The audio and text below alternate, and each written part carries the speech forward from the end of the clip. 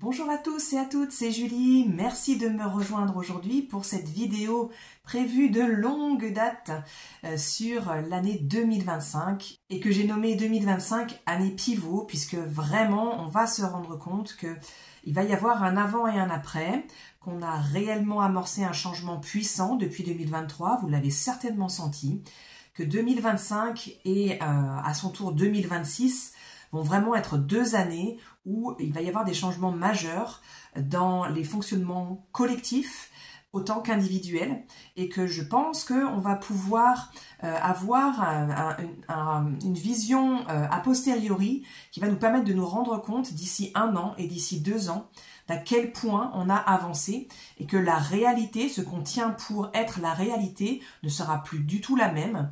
Sa définition sera complètement différente, autant notre réalité personnelle que notre réalité collective seront radicalement différentes d'ici quelques années et notamment déjà très différentes d'ici la fin de l'année et la fin de l'année 2026.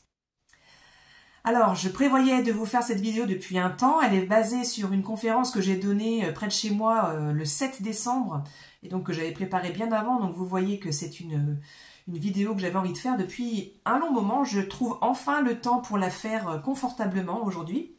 Alors, c'est avec plaisir que je vais vous partager les visuels de cette conférence qui vont accompagner ce que je vais vous raconter. Cette vidéo que je vous propose aujourd'hui, c'est une vidéo qui va faire partie des premières que je vais présenter sous un nouveau format où en fait je vais la proposer à prix libre pour que vous puissiez contribuer si cela vous dit financièrement à ce que je vous propose. Et je précise bien qu'il s'agit d'un prix libre et conscient, donc si vous estimez que vous ne souhaitez pas verser quelque chose pour ce contenu, eh bien c'est complètement ok.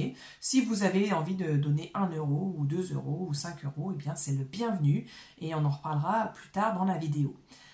Je vais pouvoir commencer à proposer ce format-là un peu plus régulièrement. Et donc, je fais appel à votre contribution si toutefois c'est quelque chose qui résonne juste pour vous. Nous allons commencer tout de suite pour parler de cette année 2025 à parler un petit peu d'astronomie. Je vais reprendre quelques bases pour les personnes qui sont un peu plus néophytes. Sentez-vous libre de passer un peu plus loin si vous le sentez ou sentez-vous libre de réécouter si ça vous parle. Voici donc une image qui représente le système solaire. Le système solaire, comme vous le savez, est composé donc du Soleil à son centre et puis de planètes qui tournent autour de lui. Et donc, on voit sur l'image, pour rappel, la planète la plus proche étant Mercure, puis Vénus, puis la Terre, puis Mars. Ensuite, on a une ceinture d'astéroïdes qui sépare Mars et la planète Jupiter. Et puis à partir de la planète Jupiter, on voit que ce sont des planètes d'une taille bien plus vaste. Donc, on appelle ça les géantes. Et souvent les géantes gazeuses. Donc on retrouve Jupiter, puis Saturne, Uranus, Neptune, et puis vous pouvez voir qu'aux confins de ce qu'on connaît aujourd'hui comme étant notre système solaire, il y a des recherches de planètes au-delà, vous voyez qu'il y a une autre ceinture d'astéroïdes qui est très vaste et qui s'appelle la ceinture de Kuiper, au sein de laquelle se trouve un certain nombre de planètes, dont Pluton, qui a été reclassé, comme vous le savez peut-être, au rang de planète naine, et donc déclassé du rang de planète par les astronomes il y a quelques années, au début des années 2000. Nous, en astrologie, on la considère toujours comme une planète et une planète d'importance, notamment en astrologie évolutive, puisque pour nous, elle représente l'âme et les blessures de l'âme et le cheminement de l'âme, là où arrive l'âme, là où elle en est, au moment de son incarnation. Comme vous le savez donc, les planètes tournent autour du Soleil, et puis vous pouvez voir sur ce schéma-là que, évidemment, les planètes tournent autour du Soleil. Donc non pas de manière complètement circulaire, mais comme vous pouvez le voir, de manière ovoïde un peu. Et donc, ce qu'on peut bien voir sur ce schéma-là, c'est que, comme vous pouvez vous en douter, mais je le redis quand même ici, les planètes, plus elles sont près du Soleil, et plus elles vont faire le tour du Soleil rapidement, et puis plus elles sont loin du Soleil, plus elles vont faire le tour lentement. Les planètes sont, en astrologie, ce qu'on appelle des parts de la psyché, ou un domaine de la psyché, de ce qui nous compose. Elles ont chacune ce qu'on appelle un archétype, c'est-à-dire ce sont des notions qui sont ancrées dans l'inconscient collectif et dans l'inconscient et dans la psyché de chaque personne. Et chaque planète représente certains aspects. Et alors en très résumé, hein, parce que ça prendrait des heures autrement, et j'en parlerai dans d'autres vidéos, mais ici simplement un petit rappel, bref. Donc j'ai fait en 3-4 mots pour vraiment faire de l'ultra synthétique. Voilà ce que représentent les différentes planètes. Donc Mercure est de l'archétype de ce qui touche à la communication, aux apprentissages et puis à la sphère du mental. Et je parle ici du cerveau gauche, hein, des apprentissages, etc., du langage, tout ça. Ensuite, on va avoir Vénus, la planète qui va parler des relations, la relation à soi et la relation aux autres, de nos valeurs, de l'argent également. Puis Mars, la planète qui va parler de l'action, de notre esprit d'initiative, de notre libido, de notre force de vie. Jupiter qui va parler de notre système de croyances, de la notion d'expansion, la volonté de se développer et puis de rayonner. La quête d'idéal aussi. Saturne, lui, va nous parler de structure, de persévérance et de réalisation sociale. Uranus va nous parler de la notion d'individuation, c'est-à-dire de se libérer des conditionnements pour devenir qui l'on est individuellement. C'est un concept qui a été très développé par Carl Jung. Uranus parle aussi de liberté et d'égalité, et de le faire valoir pour soi et pour le collectif surtout, et d'avancées technologiques, de progrès. Neptune va parler du lien au divin, au sacré, à ce qui peut être nommé comme religion, comme spiritualité, peu importe quel mot on met derrière, nature aussi également, hein, peu importe quelles sont nos croyances à ce niveau-là.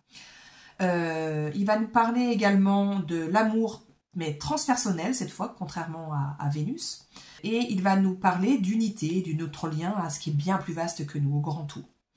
Pluton, comme je le disais, donc représente notre âme et le chemin évolutif de notre âme, là où elle en est. L'archétype de Pluton est aussi celui de la transmutation, de l'alchimie. Donc on va chercher ce qui a besoin d'évoluer pour le transmuter. Alors, je ne sais pas si vous êtes familiarisé avec vraiment l'astrologie et les symboles et les représentations.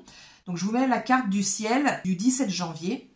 On voit qu'il y a une roue avec les différents symboles qui représentent les différents signes du zodiaque, qui sont dans différentes couleurs, parce qu'ils sont associés à des éléments, mais ça on en reparlera plus tard.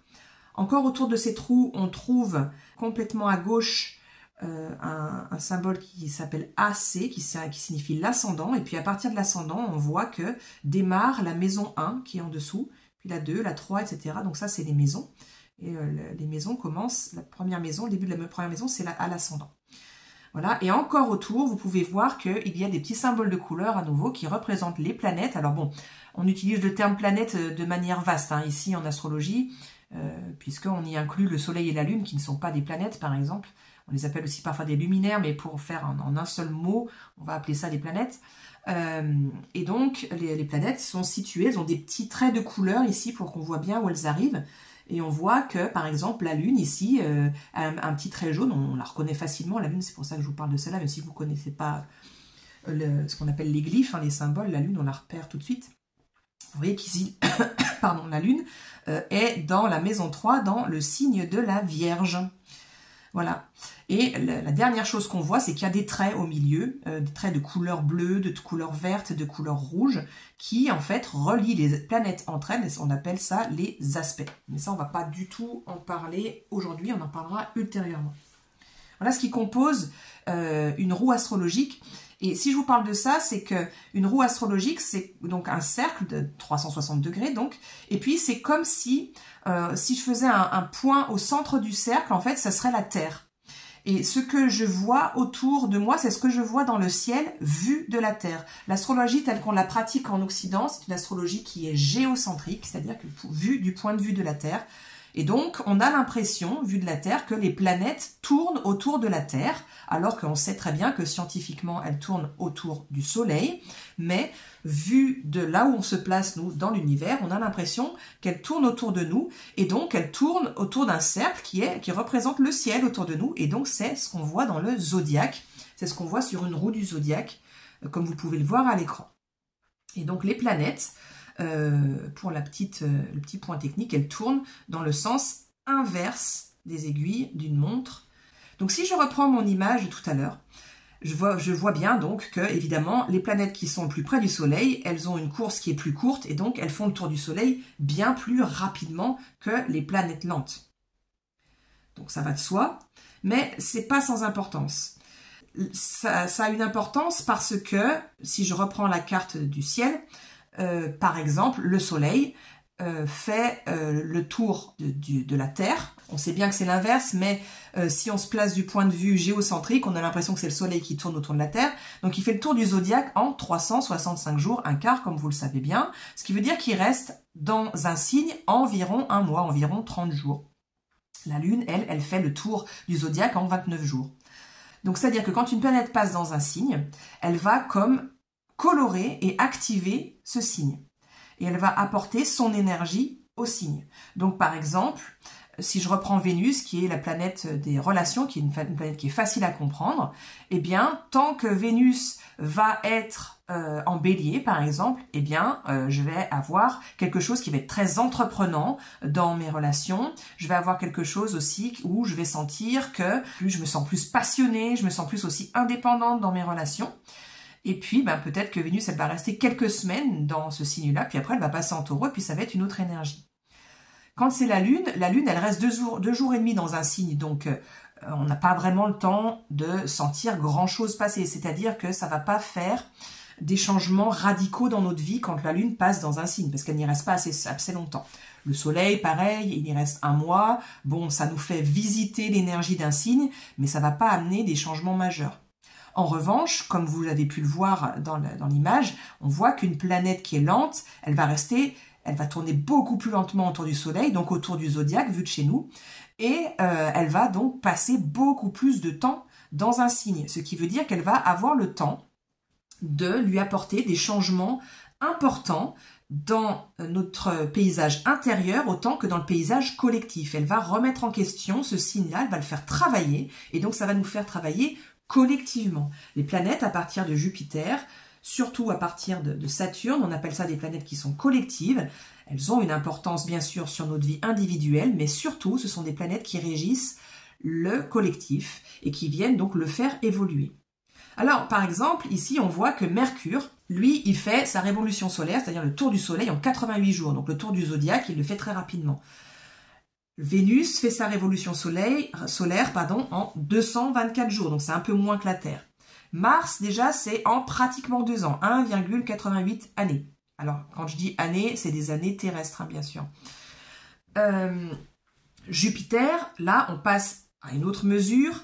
Jupiter, lui, fait le tour du Soleil, et donc le tour du zodiaque, en environ 12 ans. Un tout petit peu moins de 12 ans, c'est-à-dire qu'il change de signe tous les ans. Donc déjà, quand Jupiter passe dans un signe, on a le temps de commencer à sentir le signe qui s'expanse avec Jupiter, un peu plus que quand c'est la Lune, par exemple.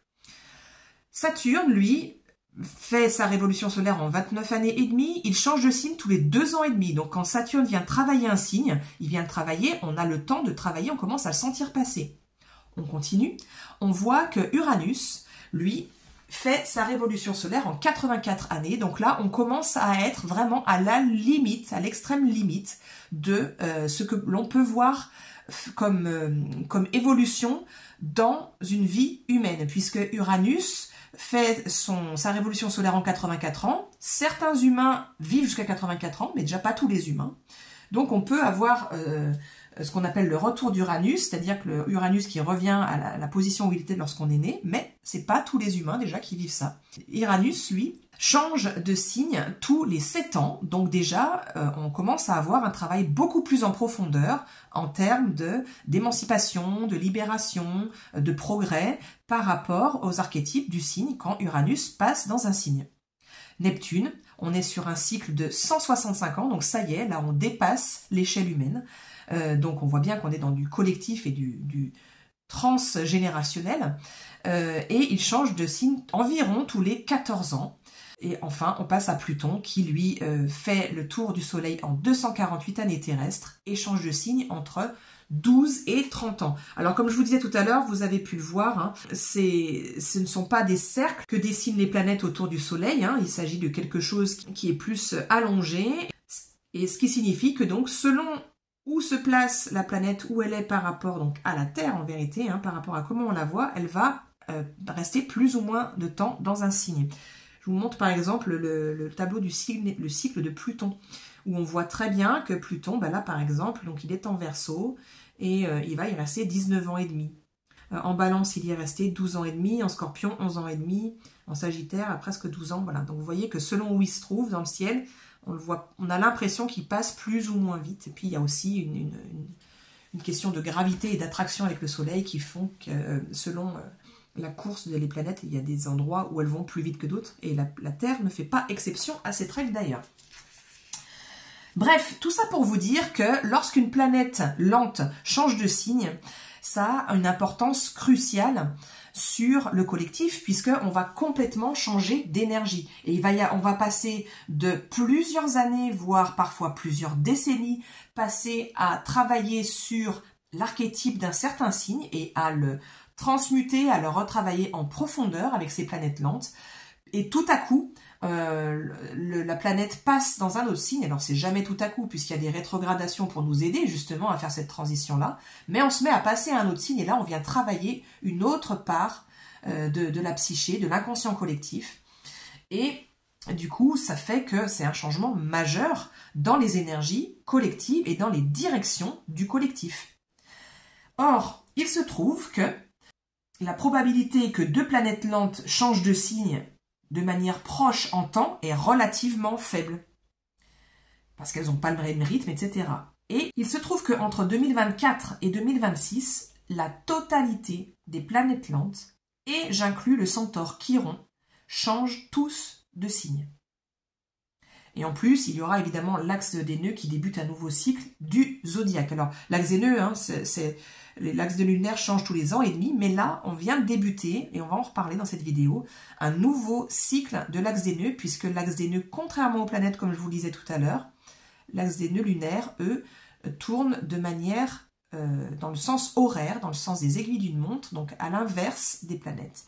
Et donc, en venant de passer dans le signe des poissons, il recommence un nouveau cycle du zodiaque. C'est-à-dire qu'on a vraiment des cycles qui sont vraiment en train de se boucler, de nouveaux cycles qui sont en train de démarrer. Il y a vraiment un changement d'énergie radical. Certains astrologues ont fait les calculs, ont fait les recherches et se sont aperçus que il n'est pas arrivé depuis très longtemps que toutes les planètes comme ça changent de signe dans un espace-temps aussi restreint. Et en l'occurrence, ce n'est pas arrivé depuis environ 4000 ans. Donc on comprend qu'on est vraiment dans un changement majeur d'énergie, bien sûr individuellement, mais évidemment pour le collectif.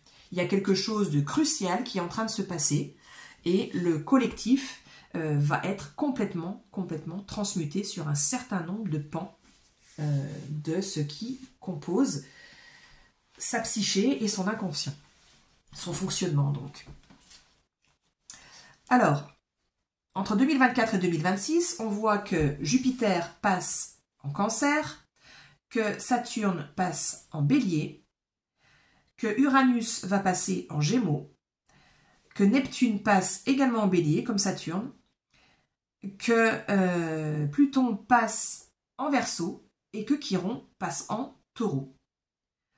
On a également les nœuds lunaires qui vont changer. Donc en janvier 2025, ils viennent là de passer pour le nœud nord en Poisson et pour le nœud sud en Vierge. Et en juillet 2026, ils passeront pour le nœud nord en Verseau et pour le nœud sud en Lion. C'est-à-dire que, comme je vous le disais tout à l'heure, il y a un élément qui est associé à chaque signe. Et là, on passe de planètes lentes qui étaient majoritairement, voire quasi exclusivement en signe de terre et d'eau à un passage en signe d'air et de feu.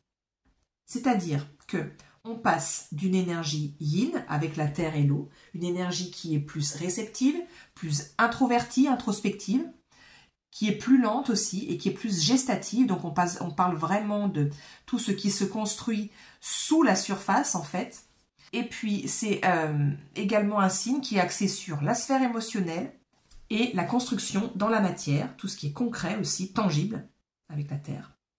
Et on passe de ça à une énergie majoritairement yang, avec l'air et le feu, c'est-à-dire une énergie qui est émissive en énergie, qui est créative, qui est rapide, extravertie, active et plus axée sur l'action instinctive et la sphère mentale.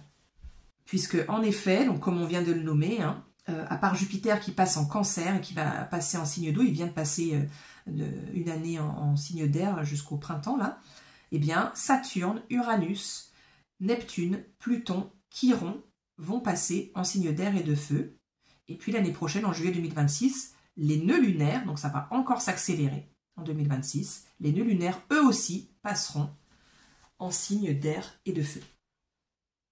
Alors pour se préparer à tout ça, eh bien, depuis ces dernières années, vous avez peut-être bien suivi qu'il avait été question de travailler le calme intérieur, de trouver son axe et de le retrouver à chaque fois qu'on le perdait. Et pour ça, de développer des outils pour se recentrer, pour méditer peut-être, pour aller en nature, pour se connecter à soi-même, pour se comprendre soi-même et revenir vraiment à sa présence physique, revenir à ses pieds, l'auto-soutien, l'autonomie et des outils pour se centrer puis se sentir en sécurité quoi qu'il arrive. Eh bien, c'est pas pour rien qu'on a eu tout ce travail qui nous a été demandé ces dernières années, c'est parce que tout va changer, tout va s'accélérer très fortement et que donc il va y avoir besoin d'utiliser tout ce qu'on a pu développer ces dernières années comme outils, comme ressources pour pouvoir vivre ce changement radical d'énergie. Parce qu'encore une fois, quand il y a une planète lente qui passe dans un signe d'air, bon déjà on le sent passer, je pense que vous avez bien senti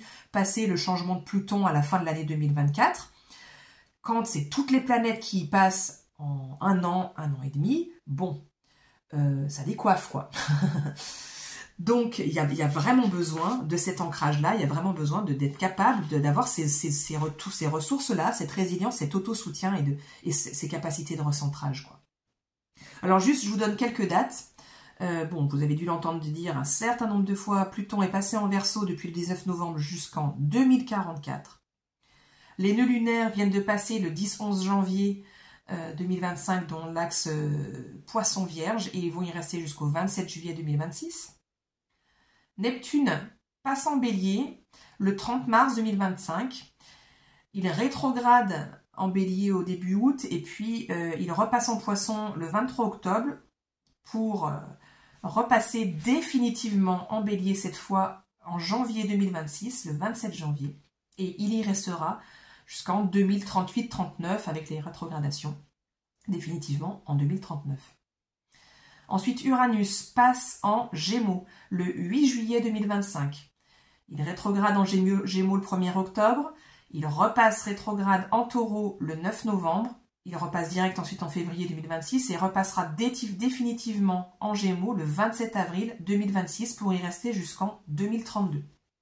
Saturne en Bélier passe dans le signe du Bélier le 26 mai. Il rétrogradera en Poisson le 2 septembre. Et il repassera définitivement en Bélier le 21 février 2026, conjoint cette fois exactement à 0 degré du Bélier avec Neptune. Et donc, ils commencent ensemble un nouveau cycle ensemble et un nouveau cycle du zodiaque. Et donc, Saturne restera en Bélier jusqu'en 2028. Jupiter passera en Cancer le 10 juin. Lui ne rétrogradera pas en Gémeaux. Et il passera, lui, en Lion, donc encore une planète qui va passer dans un signe de feu le 1er juillet 2026. Donc, à l'été 2026, on aura intégralement du feu et de l'air. Ça va être assez phénoménal.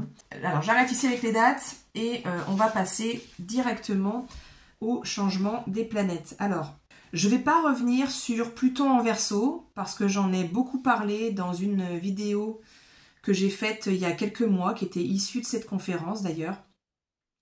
Donc je ne vais pas y revenir, je vous inviterai, si vous souhaitez à nouveau entendre les informations, à revenir à cette vidéo-là. Et je vous mettrai le lien dans la description.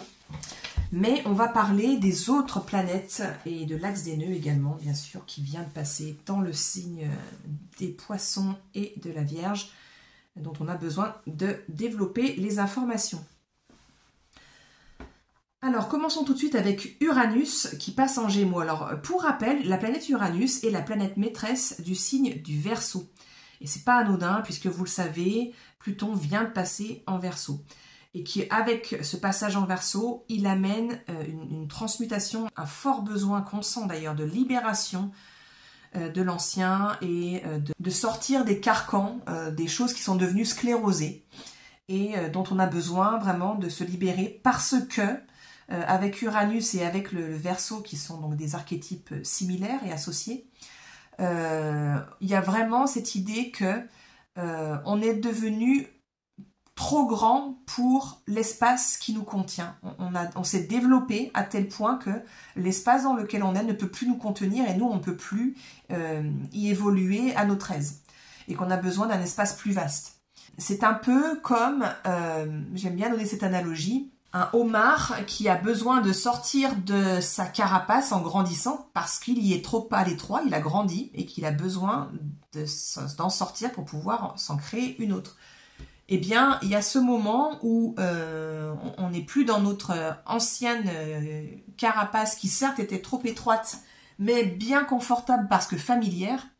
Mais on sait, on est appelé, on ne peut pas faire autrement que d'en sortir. Mais le moment où on en est sorti et que du coup on a notre corps qui est tout mou, qui est tout vulnérable, en attendant que la nouvelle carapace se forme et que du coup notre nouveau chez nous en fait se forme, notre nouvelle sphère se forme, eh bien c'est un moment qui est fort inconfortable parce qu'on perd nos repères, même si on sait que cette évolution elle est nécessaire. Eh bien il y a quelque chose qui peut être un petit peu effrayant et qui peut nous faire freiner. Uranus est le maître du Verseau et donc c'est une planète qui a les mêmes caractéristiques, progressiste, libertaire, émancipatrice et tournée vers l'avenir et vers l'évolution en fait de soi, puis surtout du collectif et de l'individuation pour soi que le Verseau. Et le Verseau est aussi un signe où l'information arrive vraiment d'un coup. C'est une information qui arrive de plus haut, qui nous est révélée d'un coup, un peu comme un coup de tonnerre, comme un éclair. Et on peut pas l'ignorer, quoi. Et Uranus a ces caractéristiques-là également. Et donc, c'est une planète qui va vite. Une planète qui n'aime pas la stagnation du tout. C'est pour ça que pour le moment, en Taureau, elle n'est pas très à son aise. Mais elle va passer en Gémeaux, et donc en signe d'air, c'est-à-dire un signe lié au mental à nouveau, et un signe rapide. Donc, l'accélération que l'on peut sentir se mettre en place depuis quelques temps, depuis 1 an et demi, que Pluton a commencé à mettre un pied dans le Verseau et qu'on sent bien que ça s'accélère quand même, eh bien, cette accélération, elle va être décuplée avec le passage d'Uranus en Gémeaux. Donc, à quoi on peut s'attendre avec Uranus en Gémeaux? Eh bien, on peut s'attendre à quelque chose qui va être très expansif avec les Gémeaux, qui va aller vers l'extérieur, vers l'autre. Et à partir de la personne autonome qu'on a pu devenir avec tout ce travail en Taureau avec Uranus qui est resté pendant 7 ans, eh bien, on va pouvoir aller découvrir le monde. L'accélération, donc comme je vous l'ai dit, ça va vraiment aller très très vite, notamment au niveau de l'information.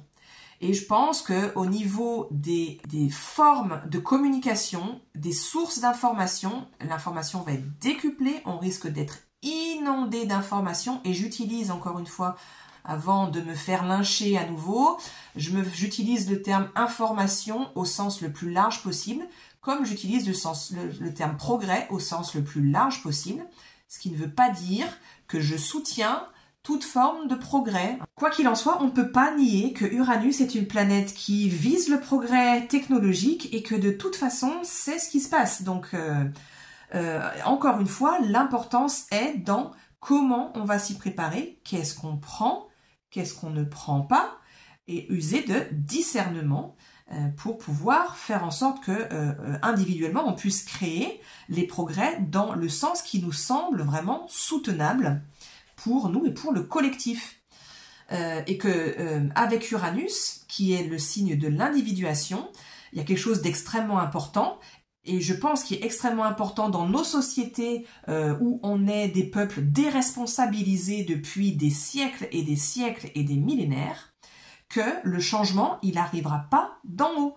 Et on ne peut pas attendre passivement avec ces énergies uraniennes que le changement se fasse sans nous. C'est à nous de devenir acteurs avec toutes les planètes qui vont passer en bélier et les planètes avec les influences uraniennes. On est obligatoirement appelé à être acteur, actrice du changement, acteur, actrice de l'évolution, le progrès. Qu'est-ce qu'on met comme définition de progrès? Qu'est-ce qu'on fait concrètement pour mettre en place ce progrès dans nos vies? Alors en termes de discernement et également en termes d'apporter pas à pas notre pierre à l'édifice, eh bien le nœud sud, on va y revenir, qui est passé en Vierge, va beaucoup nous aider à ça. Alors, évidemment, avec Uranus et les Gémeaux, qui sont des signes d'air, qui sont des signes de progrès, de communication et de rapidité, la dématérialisation des choses va forcément s'accélérer et il faut s'attendre à de plus en plus de dématérialisation, etc. Alors, avec Uranus en Taureau, on a parlé beaucoup des sujets de l'écologie.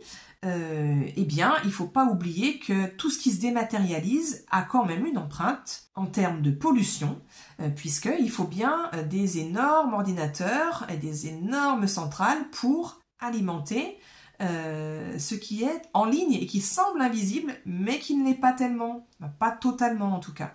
Donc là, moi, j'en profite pour faire mon petit rappel. Militante écologiste qui a ce sujet-là à cœur. Attention, attention, attention à tout ce qu'on peut mettre dans les réseaux sociaux, qu'on ne voit plus parce que les fils d'actualité défilent et pourtant qui restent toujours existants en termes de contenu informatisé. Et donc, je vous invite vraiment, vraiment, vraiment, vraiment à aller faire le tri sur vos murs, à aller supprimer tous les liens qui déjà sont morts, les vieilles publications que personne ne reviendra lire, ni vous, ni qui que ce soit, et qui donc encombrent et polluent complètement inutilement. Et en fait, c'est encore un espace où on est déresponsabilisé, puisque ça se voit pas, et puis qu'on n'a pas eu d'éducation à aller faire ce qu'il fallait pour nettoyer derrière nous en fait. Et voilà, c'est loin de nous, c'est au pôle Nord, donc ça n'existe pas. Ben non, c'est faux. Donc il y a quelque chose à faire ici, attention à tout ça. C'est pour ça que vous voyez mes vidéos disparaître régulièrement, parce que j'en efface certaines au fur et à mesure pour avoir, je veux pas dépasser la 50aine de vidéos sur ma chaîne. Je trouve que c'est déjà beaucoup. Je garde un fil, mais j'en efface régulièrement et je vous invite à faire ce que vous pouvez à votre échelle, à ce niveau-là ou à un autre, un niveau qui vous parlera. Mais n'oubliez pas que dématérialisation ne signifie pas que rien n'existe en termes de pollution notamment. À quoi d'autre est-ce qu'on peut s'attendre avec Uranus en Gémeaux? On peut s'attendre à tout ce qui va toucher aux liens qu'on peut avoir avec autrui et toutes les notions Gémeaux qui vont être dynamisées par Uranus, et donc des nouvelles façons d'être ensemble, des nouvelles façons de mutualiser les connaissances, les savoirs et peut-être aussi les outils, les objets, et des façons de créer des groupes et de créer l'autogestion des groupes. Ça va être quelque chose qui va être vraiment mis en avant avec des potentialités très intéressantes avec Uranus en Gémeaux. Et on va avoir une potentialité, puis notamment aussi, ça s'est renforcé par notre Mars qui est rétrograde et puis par toutes les planètes qui vont passer en Bélier, où on va avoir l'opportunité de voir émerger des nouvelles façons de régir, des nouvelles façons d'être dirigeant. Et peut-être, on peut espérer ça, on en reviendra quand on parlera de Neptune, des dirigeants plus conscients. Alors c'est une possibilité, on peut espérer ça, et ce qu'on peut faire nous de notre côté, c'est qu'est-ce qu'on fait pour créer, co-créer, vraiment apprendre à co-créer dans l'horizontalité, dans la prise en considération de chaque individu qui compose le groupe, et que chaque individu soit aussi acteur, actrice dans la composition du groupe et dans l'évolution, la construction du groupe. Et ça, c'est vraiment important. Évidemment, puisqu'on parle des Gémeaux, il va y avoir des nouvelles formes d'apprentissage, des nouvelles formes d'enseignement, des nouvelles façons de communiquer. Donc, je parlais de nouveaux réseaux sociaux, et je pense que on n'a pas idée de comment on communiquera les uns avec les autres et avec qui on sera capable de communiquer et comment d'ici quelques années. En fait, ça va tellement se révolutionner que ça va être radicalement différent. Et puis, évidemment, comme je vous le disais, l'information va être décuplée, et encore une fois, l'information au sens le plus large possible. C'est-à-dire qu'il va falloir vraiment faire usage de discernement, parce que il est possible aussi d'avoir des personnes qui sont très fortes pour manipuler l'information, de sorte que on puisse y adhérer, alors qu'en réalité, elle n'est pas là pour nous servir, mais pour servir un but qui n'est pas le nôtre. Bon, alors évidemment, ça a toujours existé, hein, il n'y a rien de nouveau, mais ça risque d'être décuplé. Donc il va falloir être capable de faire preuve de ce discernement-là pour garder sa ligne de conduite, garder son orientation et pas se faire disperser. Avec évidemment l'intelligence artificielle qui est en train d'exploser, et on n'a rien vu, c'est que le début. Manipuler et détourner l'information, c'est extrêmement facile. Donc il y a vraiment quelque chose qui est important en termes d'être capable de se recentrer, retourner à l'intérieur, écouter son intuition, et là c'est le nœud nord en Poisson qui va vraiment nous enseigner ça cette année. Et de instant après instant, qu'est-ce qui est juste pour moi? Qu'est-ce que je suis? Qu'est-ce que je ne suis pas comme direction, comme ce qu'on me propose? Et qu'est-ce que j'en fais? Alors, avec Uranus, qui est une planète assez électrique, et les Gémeaux, qui sont un signe déjà où le système nerveux et la nervosité sont déjà palpables, ce qui peut se produire, c'est qu'on peut avoir une information qui arrive de partout, alors que ce soit autant horizontal par les réseaux d'information que de l'information, comme on le mentionnait tout à l'heure, qui vient d'en haut et qui arrive tout le temps, trop d'un coup, et on peut se sentir complètement submergé, ne pas savoir qu'en faire, désorienté, ne plus savoir quelle décision prendre, etc. Et malheureusement, une des ombres possibles, donc j'ai mentionné le fait qu'il puisse y avoir du détournement de l'information et de la manipulation de l'information qui se décuple, il peut aussi y avoir un décuplement du cyberharcèlement avec la communication ultra développée, mais comme ça va très très vite, on ne met pas de garde-fou, puis surtout on ne fait pas d'éducation à ces nouvelles formes de communication et d'information. Et donc du coup, le cyberharcèlement, les violences verbales, les fakes, les trolls sur les réseaux sociaux, on risque de voir ça se décupler, vraiment. D'où l'intérêt, encore une fois, de savoir se recentrer, s'ancrer et utiliser du détachement, utiliser toutes les techniques qu'on a pu développer, les outils qu'on a pu développer ces dernières années. Alors, 2025, ça va être une année que j'ai appelée pivot, une année qui va être aussi entre deux, parce que 2025, c'est une année où il va y avoir, comme je vous ai mentionné tout à l'heure avec les dates, il risque d'y avoir beaucoup d'allers-retours dans on y va pas, on avance, on accélère, et puis il y a des coups de frein pour plusieurs raisons.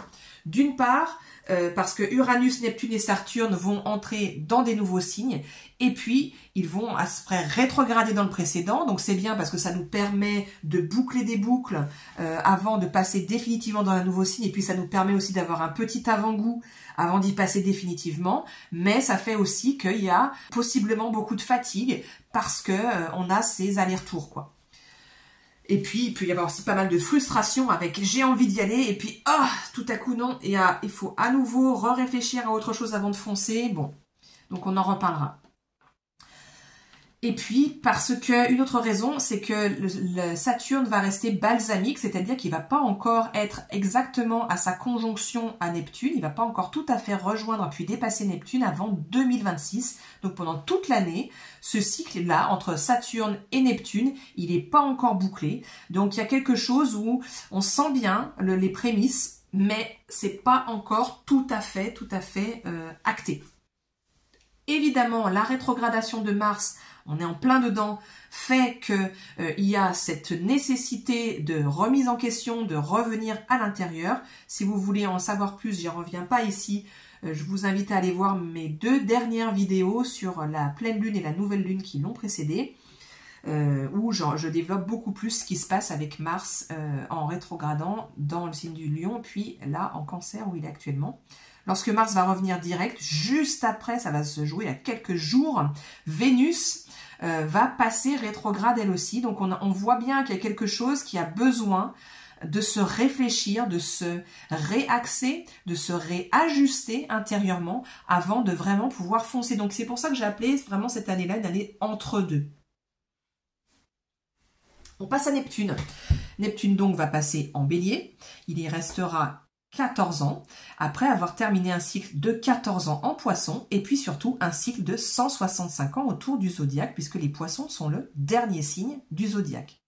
Neptune est le régent des Poissons, il est donc chez lui, et donc il vient de finir un cycle en le terminant chez lui, ce qui est normal, hein, c'est toujours comme ça, de 165 ans sur d'évolution de l'humanité sur les plans religieux et spirituels pour la planète tout entière. Alors en effet, si on essaie de se projeter 165 ans en arrière et qu'on essaie d'imaginer quel était le rapport à la religion il y a 165 ans, on voit bien que aujourd'hui, on n'en est plus du tout au même endroit. Hein. On voit bien que il y a eu énormément de libération dans certains espaces du monde en tout cas, dont nous faisons partie, nous avons la chance de faire partie, où on peut choisir ou non d'adhérer à telle ou telle religion. On est libre de ses croyances religieuses. Ça, c'était pas le cas il y a 165 ans. Il y a une ouverture à diverses formes de spiritualité et une libération des dogmes dans beaucoup d'espaces du monde, malheureusement pas partout encore, mais en tout cas dans certains espaces, qui a pu se faire, et on voit bien qu'il y a beaucoup de choses qui ont bougé. Le rapport à la spiritualité, donc, a vraiment beaucoup évolué. Depuis que Neptune est en Poisson, on voit bien qu'il y a une ouverture à la spiritualité en Occident qui a été vraiment exponentielle. Hein. On observe aussi autre chose avec la fin de ce cycle de Neptune, c'est beaucoup de désillusions sur les religions, avec tout un tas de scandales qui ont pu émerger dans des milieux religieux, des dirigeants religieux auxquels peut-être tout le monde n'a plus vraiment confiance, où on cherche autre chose. Ce qui est aussi un autre écueil de Neptune qui finit ce cycle-là, c'est qu'en Poisson, il peut y avoir la recherche d'échappatoire à la réalité. Et en l'occurrence, ici, on est dans une réalité qui est quand même assez chaotique, où il y a une perte de repères, il y a une ouverture qui est indéniable hein, et qui est bien sûr positive, mais elle va de pair avec une perte de repères, puisque jusqu'à présent, c'était l'extérieur qui donnait les repères, c'était les dogmes qui imposaient comment il fallait être, qu'est-ce qu'il fallait accomplir dans sa vie, quelles étaient les valeurs qu'il fallait respecter. Ça étant en train de s'effondrer hein, graduellement depuis 165 ans, puis on le voit bien au cours du XXe siècle notamment, ces repères-là, il faut se les construire soi-même. Donc il peut y avoir quelque chose qui est très anxiogène, puisque on est dans un flou artistique complet et on ne sait pas vraiment à quoi se rattacher, puisque on vient de siècles et de siècles de conditionnement où ce qui est bon, ce qui est juste, ce qui est à désirer, ce qui est à atteindre a été décidé pour nous par des groupuscules, par des entités, des personnes qui se passaient en position de dirigeants, en position dominante, et que lorsque on en vient à décider pour nous-mêmes et par nous-mêmes, eh bien il y a ce moment de latence forcément quoi, qui peut amener à des échappatoires, comme on peut le voir dans tout un tas d'addictions, notamment aux écrans et à tout un tas d'autres substances. Donc, lorsque Neptune va passer en Bélier, je vais commencer par ce à quoi on peut s'attendre dans la polarité distordue. On peut s'attendre, malheureusement, à une augmentation des fanatismes religieux et de l'hyper-identification à des courants religieux, avec une insécurité dont on vient de parler, qui est quand même de toute façon palpable. On est dans une période de grands changements, et même si on essaye de s'agripper à des croyances rigides, on sent bien qu'il y a ce changement. Donc du coup, il peut y avoir vraiment, motivé par la peur et motivé par la colère de voir l'effondrement de certaines choses, des violences et des guerres au nom de la religion.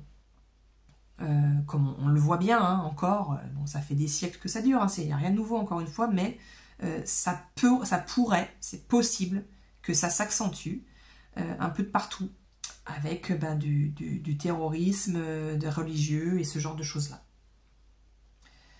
Ce qu'on peut voir arriver aussi, c'est peut-être un nombre de personnes qui se positionnent comme des leaders, ce que je vous ai tout à l'heure, des gourous, mais des égos spirituels, comme on en voit beaucoup. Si vous avez côtoyé des milieux qui se disent spirituels, New Age, et du développement personnel, vous avez pu remarquer que malheureusement, il y a quand même un bon nombre de personnes qui sont là, sous prétexte de faire du spirituel, sous prétexte de faire du développement personnel, et qui sont en réalité là pour servir leur propre projection égotique et le fait d'avoir une cour de personnes qui les vénèrent pour renforcer en fait leur ego qui est blessé, tout simplement, voire un harem pour certaines personnes d'ailleurs. Et que donc on a ces personnes-là qui sont souvent dans le discours, on les repère assez facilement quand on prend un petit peu de distance, parce que souvent c'est des personnes qui malheureusement, on fait beaucoup de travail en PNL, en ce genre de choses-là, et qui sont capables de détourner le langage à leur propre fin, donc il faut faire attention. Et ces personnes-là, on entend bien dans leur discours que c'est toujours très péremptoire, en fait. C'est comme ça, et c'est pas autrement, c'est très rigide, et il faut faire ainsi, il faut faire ceci, cela, vous n'êtes pas spirituel si vous êtes comme ceci, si vous êtes comme cela, ou si vous n'êtes pas comme ceci, pas comme cela. Là, on est clairement dans ce genre de leaders qui sont des égos spirituels et qui masquent leurs véritables intentions. Donc on pourrait voir à des échelles bien plus grandes, je pense à des échelles au niveau étatique, arriver des personnes qui se disent spirituelles et qui disent avoir compris les enjeux, etc., peut-être pour découvrir quelques temps plus tard que c'était qu'une mascarade. Ça, c'est une possibilité. L'autre possibilité, c'est que ces personnes-là soient au contraire des personnes réellement inspirées, réellement ouvertes et qui cherchent réellement à révolutionner la façon de diriger, la façon de mener un peuple et être vraiment dans des choses de co-création avec un espace beaucoup plus juste. Ça, c'est complètement possible aussi. Et c'est pour ça que je vous disais tout à l'heure, et j'y reviens, il va vraiment falloir user de discernement. Parce que la différence ne va peut-être pas être facile à voir, quoi. Bon, les actes, de toute façon, le montreront tôt ou tard, mais bon, on risque peut-être de se faire peut-être berner et bercer d'illusions. Quoi qu'il en soit, ça revient à ce que je vous disais tout à l'heure, qui est une opportunité de se responsabiliser et de s'autonomiser pour nous-mêmes redonner de l'espace à la spiritualité et de redonner naissance au niveau spirituel, c'est-à-dire qui est-ce que je suis, qu'est-ce que c'est ma spiritualité.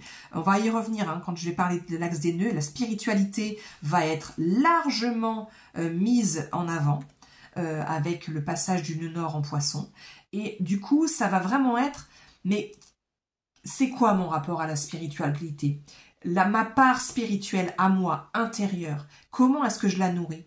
Je nourris mon corps physique, je nourris mon corps intellectuel avec des choses que j'apprends, je m'occupe peut-être de mon corps émotionnel si j'ai la chance de savoir faire et et de savoir y laisser de la place, mais comment est-ce que je nourris mon corps spirituel? Qu'est-ce que j'en fais? Comment je nourris ma spiritualité? Et encore une fois, ne pas attendre que l'évolution spirituelle, les nouveaux courants spirituels se créent à l'extérieur et mènent la barque et décident du chemin à suivre. Moi, dans mon quotidien, qui est-ce que je suis? Qu'est-ce que j'ai envie de donner dans ma part altruiste, généreuse, spirituelle? Qu'est-ce que je vais pouvoir faire pour moi et qui va faire que, par effet ricochet, ça va changer un peu le monde. Ça va peut-être être inspirant, peut-être ça sera pour une personne, mais j'aurai fait ma part. Donc c'est tout l'enjeu ici de ce Neptune en Bélier, qui va nous appeler vraiment à faire renaître et redéfinir notre identité spirituelle. Et qu'est-ce qu'on en fait? Et comment est-ce qu'on agit dans le monde pour amener ça, pour amener ce qui est notre identité spirituelle? On va passer à Saturne, qui lui aussi va passer en Bélier. Alors, entre Neptune et Saturne qui passent en Bélier, et puis l'axe des nœuds qui passe pour le Nord en Poisson, eh bien, l'année 2025 va être une année qui va, on en a déjà parlé, mais qui va vraiment comporter un certain nombre de fins de cycle. Il y a vraiment des gros dossiers qui peuvent se boucler et des nouveaux chapitres qui s'ouvrent. Donc, malheureusement, je commence avec le négatif aussi, hein, mais on va pas se voiler la face. Hein. Il y a une potentialité quand même exacerbée de violence et d'égoïsme. Parce qu'en Bélier, c'est un signe qui est égotique, hein, c'est le signe qui se met au monde. Donc quand on se met au monde, on n'est pas encore en train de penser aux autres. C'est normal, c'est l'évolution naturelle du cycle de la vie. Mais avec deux planètes fortes comme ça, et qui sont des planètes en plus qui peuvent avoir un archétype très dirigeant, voire dirigiste, bon, on peut avoir de l'égocentrisme assez exacerbé, et on peut avoir de la violence à vouloir imposer son point de vue qui peut être là. Comme on vient de passer, et puis on va y avoir droit encore un certain temps en 2025, avec Neptune et Saturne en Bélier, en Poisson, pardon, il peut y avoir eu beaucoup, donc comme on en a parlé, de fuite de la réalité, puis un sentiment de défaitisme, un peu de à quoi bon. Et ça va être vraiment, vraiment important d'aller se prendre en flagrant délit dans ces moments-là, de s'apporter beaucoup, beaucoup, beaucoup de compassion à ces parts-là qui sont découragées et de se relever. En positif, le passage de Saturne en Bélier, ça va être l'opportunité de passage à l'action, mais qui vont être réellement inspirés, puisque ça va se faire en conjonction avec Neptune, le maître des poissons. Donc il peut y avoir vraiment toutes ces leçons qu'on a tirées de ces enseignements spirituels qui peuvent être intégrés et qui, une fois que ça passe en Bélier, on se met en mouvement au service du collectif. On va avoir des initiatives, on va entreprendre des choses de manière complètement inspirée, de manière complètement spirituelle, mais au bénéfice du collectif, et avec Saturne, avec une grande structure, donc avec vraiment une façon, une vision de comment on s'y prend, et on y va, on construit ça de manière solide. Donc ça peut être aussi le pendant positif de ce dont on parlait tout à l'heure, d'une certaine façon de régir les communautés, les pays, les États, où on peut avoir quelque chose de vraiment visionnaire, inspiré, qui tient la route, quoi. Donc qu'est-ce qu'on peut faire pour, nous, à notre échelle, mettre ça en place, finalement? Puisque, on le sait bien, tout ce qu'on crée, tous les pas qu'on fait individuellement nourrissent le collectif et informent le collectif, et donc transforment l'inconscient collectif. Donc, encore une fois, et surtout pas en Bélier, ce n'est pas d'attendre que ça se fasse, puisqu'il y a quelqu'un qui le fera. Hein. Si on attend que ça se passe en Bélier, ça se fera, mais ça se fera sans nous. Et on n'aura plus que nos yeux pour pleurer quelque part, de se dire, bon ben, j'ai pas agi au moment où il fallait quelqu'un l'a fait à ma place et il l'a pas fait comme moi je l'entendais, et donc peut-être avec une forme qui coïncide pas avec nos valeurs, quoi. Donc au contraire, c'est de se mettre en mouvement, de se mettre en action inspirée, d'attendre les bons moments de passage à l'action, mais d'y passer. Là, temporellement parlant, par exemple, avec les rétrogradations qu'on a pour le moment, on n'en est pas là. On est encore en Poisson en plus pour les planètes Saturne et puis Neptune. On n'en est pas à ce passage à l'action. Ça va venir au printemps. Donc on est à la préparation du terrain, mais il va falloir se tenir prêt. Passons à Jupiter en Cancer. Alors après toutes ces planètes qui viennent de passer en Bélier, en Gémeaux, en Verseau, donc en signe d'air, en signe de feu, où on a de l'accélération, on a de l'énergie qui pulse, on a quelque chose qui est vraiment actif et qui va vite et qui va fort, eh bien Jupiter va pouvoir nous apporter un petit effet de contrebalancer tout ça, puisque lui va sortir au mois de juin des Gémeaux pour passer en Cancer, donc signe d'eau. Signe d'eau, signe très doux, extrêmement sensible et axé sur l'intelligence émotionnelle, se connaître ses émotions, être capable de les reconnaître, être capable de dialoguer avec, être capable d'en être responsable et d'agir dans le monde en fonction de cette intelligence émotionnelle que l'on construit pas à pas. Donc après 2020, où Jupiter, comme d'ailleurs Pluton et Saturne, étaient passés sur son propre nœud sud, qui est en Capricorne, eh bien Jupiter va passer dans l'année 3 fois sur son propre nœud nord, c'est-à-dire à 10 degrés du Cancer. En faisant ça, il va nous montrer une voie de sortie qui va être ultra la bienvenue et qui va aller dans le sens de Pluton en Verseau, mais qui lui le fait de manière radicale. Jupiter, il va nous le montrer de manière plus douce et plus arrondie, cette voie de sortie des distorsions du Capricorne.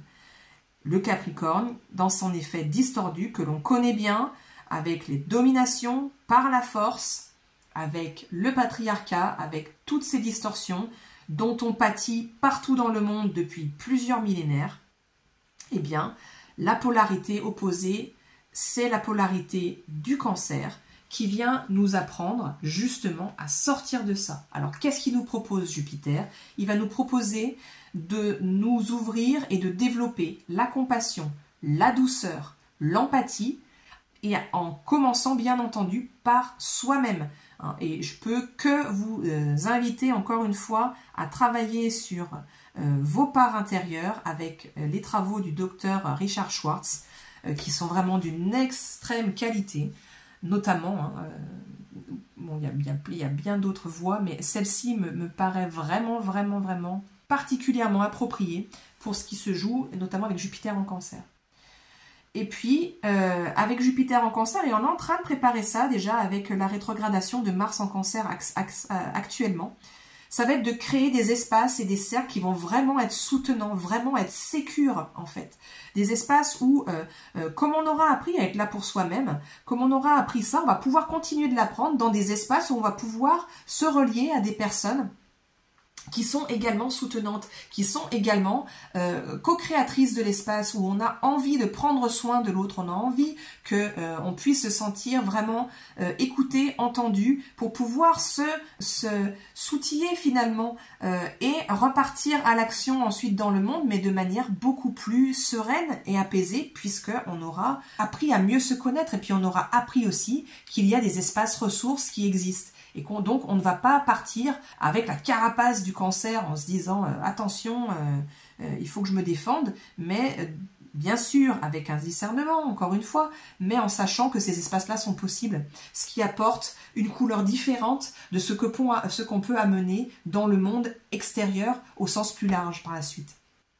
Donc voilà, on voit vraiment un souffle différent que va nous apporter Jupiter et qui est en fait complètement nourricier et complètement complémentaire au travail qui peut se faire avec les autres planètes.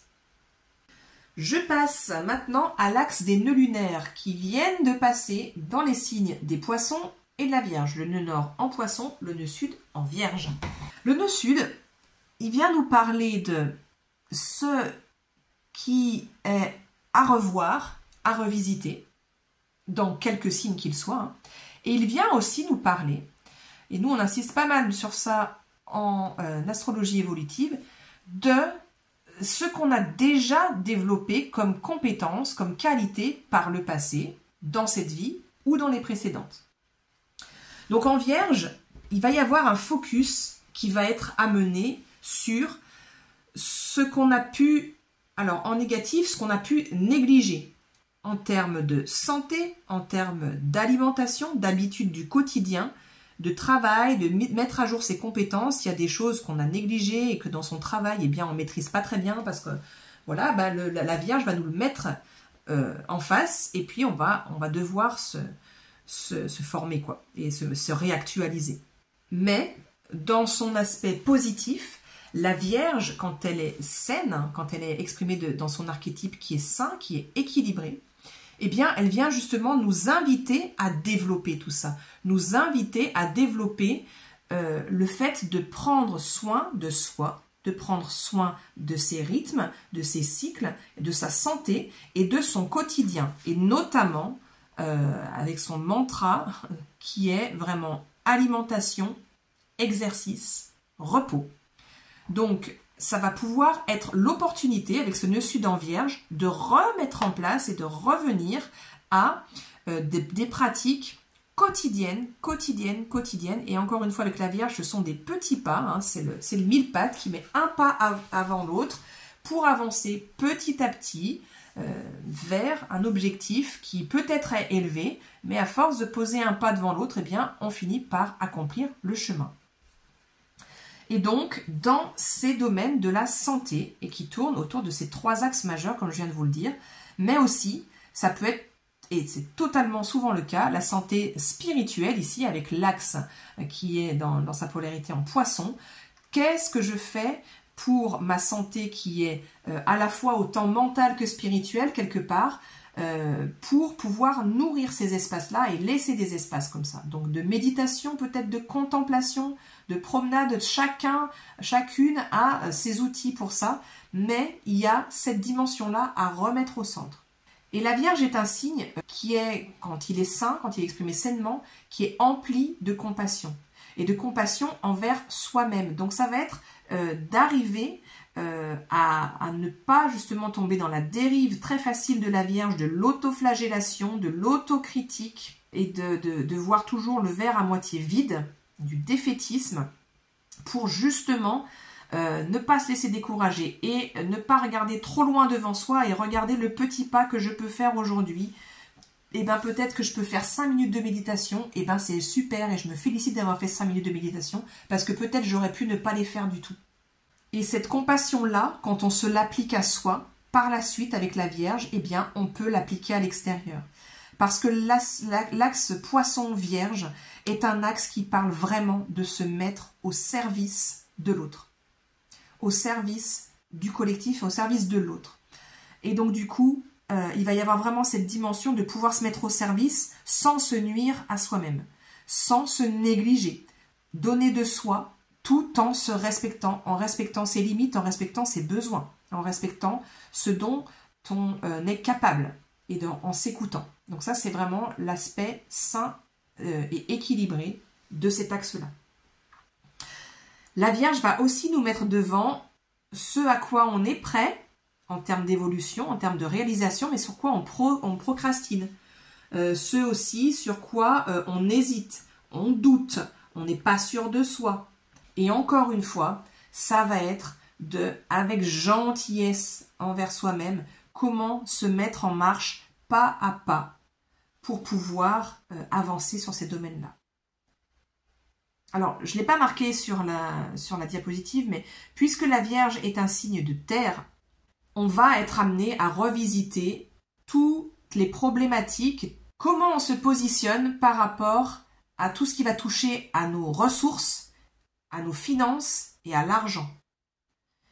Donc ça va être 1 an et demi où on va pouvoir se poser la question de c'est quoi mes valeurs par rapport à tout ça, avec quoi j'arrive comme croyance dont j'ai hérité de vie passée ou d'expériences plus tôt dans ma vie, ou peut-être de mon entourage, ou peut-être de ma culture, avec quoi j'arrive, qu'est-ce que je garde pas. Une des grandes qualités de la Vierge, c'est le discernement. Donc du coup, on va pouvoir avoir beaucoup de choses qui vont évoluer aussi sur notre rapport aux possessions, et notre rapport à l'argent, aux finances. Donc ça peut être aussi le moment de réactualiser nos croyances, nos valeurs par rapport à tout ça. La Vierge, je le disais, elle a un grand discernement, mais comme on le disait tout à l'heure, aussi sa tendance distordue, c'est la tendance à l'autocritique sévère et à l'autoflagellation. Et donc du coup, elle va nous mettre en avant, la Vierge, avec son nœud sud, le nœud sud qui va y passer, sur là où nos attentes, dans ce qu'on s'est fixé comme objectif, sont trop élevées. Et aussi là où on veut exercer un contrôle sur telle ou telle situation. Parce que la Vierge, par souci de perfectionnisme, parce qu'elle veut se mettre au service et qu'elle veut vraiment donner le meilleur d'elle-même, ça peut souvent aller trop loin et ça peut basculer dans un besoin de contrôle.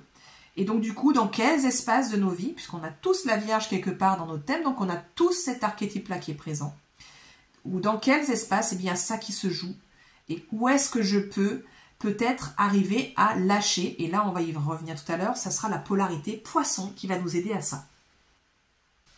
Également, il peut y avoir avec la Vierge des espaces où on se sent coupable, où on est trop critique envers nous-mêmes, ou bien on garde de la rancœur envers certains actes qu'on a pu faire dans le passé, ou bien envers évidemment d'autres situations ou d'autres personnes. Et là, le nœud nord va nous aider à apporter une dimension beaucoup plus vaste. Alors, le nœud nord en poisson, il va attendre de nous que nous laissions vraiment de la place à l'expression de notre spiritualité, comme j'en ai déjà parlé tout à l'heure, quelle que soit la façon dont elle va s'exprimer. Ça peut tout à fait être dans des espaces artistiques où on sent bien qu'on est traversé par quelque chose de plus grand que nous. Ça peut être par une reliance à la nature et aux lois naturelles, quotidiennes, plus grandes. Ça peut être par des pratiques vraiment de prière, de méditation, peu importe, à chaque personne de trouver sa voie. Mais on attend de nous ça. Pourquoi on attend de nous tout ça? Parce qu'on a quelque chose à partager, à donner. On a quelque chose où on est là pour se mettre au service. Et non pas se mettre au service dans quelque chose qui serait sacrificiel, qui serait complètement cet axe distordu, mais au contraire, comme on le disait, en prenant soin de soi, et là, en prenant soin de l'autre, dans ce qu'on peut partager, et qui soit depuis un espace d'ouverture, un espace où c'est pas nous, avec notre mental et avec notre ego, qui décidons que là, on va donner quelque chose, mais on sent qu'il y a un besoin, et que nous, dans cet espace-là, on a quelque chose à partager. Et ça vient pas du tout du même endroit, si vous regardez. Bien sûr, de ce fait-là, on va prendre connaissance de notre interconnexion à tous et à toutes, ce qui peut peut-être aider à, si on fait le nécessaire dans notre collectif, dans les espaces autour de nous, où on va pouvoir apporter de la paix, apporter quelque chose où on a cette conscience d'interconnexion et peut-être apporter de la guérison et de la pacification dans certains espaces, eh bien, on va pouvoir agir sur la réduction de la potentialité de violence dans le collectif dont on a parlé tout à l'heure. C'est une potentialité. Le nœud nord attend également de nous que nous accédions au pardon, comme je viens de le dire. Et ce pardon, il commence avec nous-mêmes. Est-ce qu'on peut arriver à se pardonner de ne pas être assez, de ne pas avoir réussi à faire ceci ou cela, de ne pas avoir vu, de ne pas avoir dit, pardonner aux autres, ce qui ne veut pas dire l'excès de poisson où j'accepte tout et je laisse rentrer et je laisse faire tout. Je peux pardonner à quelqu'un tout en faisant en sorte qu'il soit plus dans ma vie. Mais j'arrête de porter la culpabilité et la rancœur. Et puis pardonner à la vie, de là où on en est. Parce que peut-être qu'on peut se rendre compte avec cet axe des nœuds qu'il peut y avoir des grandes déceptions. Ah ouais, à cette étape de ma vie, à cet âge-là, je pensais pas que j'en serais ici, je pensais que je serais plus loin. Je pensais que j'aurais accompli ça et ça et ça. Et la vie m'a pas permis ça. Comment je peux me pardonner? De pas en être plus loin et donc de revenir sur mes hyper-exigences et de pardonner à la vie. Un grand programme. Hein. Le nœud nord va attendre de nous que, justement, en parlant du contrôle qui est une des distorsions de la Vierge, nous arrivions à écouter notre voix intérieure notre part divine intérieure et à savoir quand est-ce qu'il faut se laisser porter, quand est-ce que les choses elles sont pas sous notre contrôle et qu'il faut juste lâcher et se laisser porter par là où ça nous emmène. Et que c'est pas la peine de vouloir forcer les choses dans un sens ou un autre, même si c'est pas confortable. Quand est-ce qu'il y a besoin d'agir, Vierge? Quand est-ce qu'il y a besoin de se laisser agir par plus grand que soi, Poisson? Et quel est l'équilibre? Puisque toujours on parle d'un axe, et donc ça va faire que des allers-retours comme d'habitude. Un aller-retour entre la polarité Poisson et la polarité Vierge. C'est pas le Poisson est bien et la Vierge est mal, hein, ou l'inverse.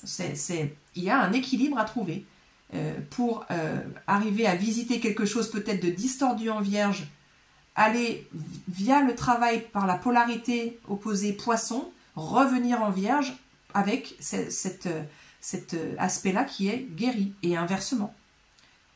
Les deux s'inter-nourrissent et s'inter-guérissent. Donc bien sûr, on vise le nœud nord, c'est ce que l'on vise, ce qui nous est appelé à développer. Ça ne veut pas dire qu'on n'a jamais fait par le passé, ça ne veut pas dire qu'il faut faire que ça et délaisser la Vierge, ça veut dire que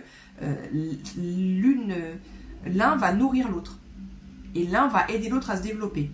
Donc puisqu'on est en Poisson, bien sûr, ce signe et cet archétype va attendre de nous que nous accédions à une renaissance de notre foi, de notre confiance dans une espèce de plan divin qui veut notre bien, avoir confiance en la vie et avoir confiance que la vie, elle nous veut du bien et que l'incarnation, c'est pas une punition.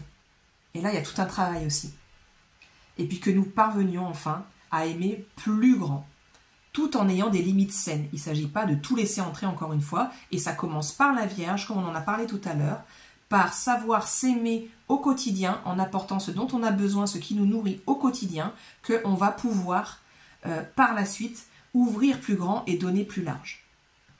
En résumé, l'axe des nœuds en Vierge et Poisson va nous permettre de faire preuve de discernement, de nous pousser à alimenter des habitudes quotidiennes qui vont être saines, de compter sur notre intuition et de nous laisser agir par cette intuition parfois, de nous entraîner à voir quand agir, sur quoi agir et quand se laisser porter et guider. Donc en résumé, cette année 2025, eh bien, ça va être une année qui va être vraiment pleine de nouveaux défis, avec beaucoup de fins de cycle, des amorces de nouveaux départs, peut-être des choses insécurisantes, mais où on sent un appel tellement fort qu'on ne peut pas faire autrement. Des changements radicaux, beaucoup de chaos parce que les choses vont être complètement retournées, beaucoup de mouvements, beaucoup d'accélération. Et ça va être une année qui va nous aider à grandir dans qui nous sommes, dans comment on peut se relier au collectif, dans ce qu'on peut apporter au collectif, comment on peut se mettre au service du collectif, tout en se respectant soi-même. Et puis une année pour aimer et pour s'aimer plus grand.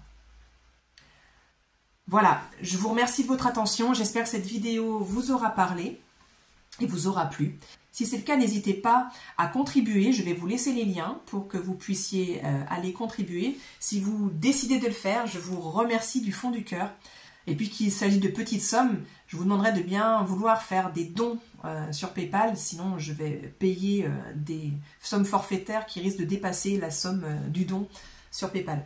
Encore une fois, c'est totalement libre, vous êtes libre de ne rien donner, vous êtes libre de donner 1 € si c'est ce qui vous semble juste. Merci si vous décidez de le faire, en tout cas ça contribue pour moi à pouvoir alimenter le travail que je fournis ici. Vous pouvez également soutenir la chaîne en vous y abonnant, en la partageant autour de vous, puisque comme je refuse les publicités sur YouTube, eh bien YouTube ne met pas en avant mes vidéos et elle peine à se développer et j'ai besoin, une manière pour vous de contribuer pourrait être de la partager, cette chaîne, et de partager ces vidéos à des personnes autour de vous, si vous pensez que ça peut leur être bénéfique, en mettant des j'aime, en mettant des commentaires. Tout ça contribue à alimenter cette chaîne. En tout cas, je vous remercie pour la belle communauté que nous sommes en train de co-créer ici. Merci d'être fidèle au poste. Merci de vous intéresser au contenu que je peux proposer. Et je vous dis à très vite pour de nouvelles vidéos. À bientôt.